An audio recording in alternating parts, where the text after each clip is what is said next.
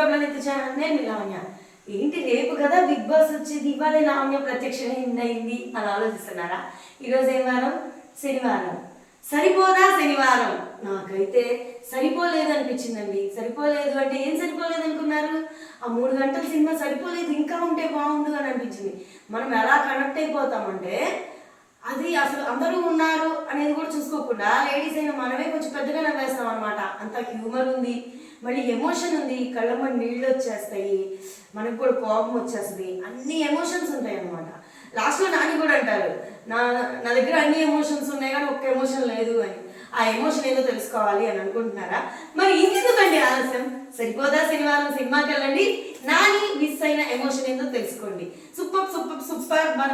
మనల్ని కుర్చీల్లో నుంచి అసలు అటు ఇటు కదలకుండా చేసిన సినిమా సరిపోదా శనివారం. నా క్యాప్షన్ అయితే సరిపోలా 3 గంటలు, ఇంకా ఇంకో గంట ఉంటే బాగుండు అని అనిపించింది. సినిమా చూసిన తర్వాత మీకేమనిపించిందో కింద కమెంట్ బాక్స్లో కమెంట్ చేయండి. అసలు కొత్త సినిమాలు, మంచి సినిమాలు ఏమీ లేవు అనుకుంటున్న వాళ్ళకి సరిపోదా శనివారం మాత్రం ఖచ్చితంగా నచ్చుతుంది.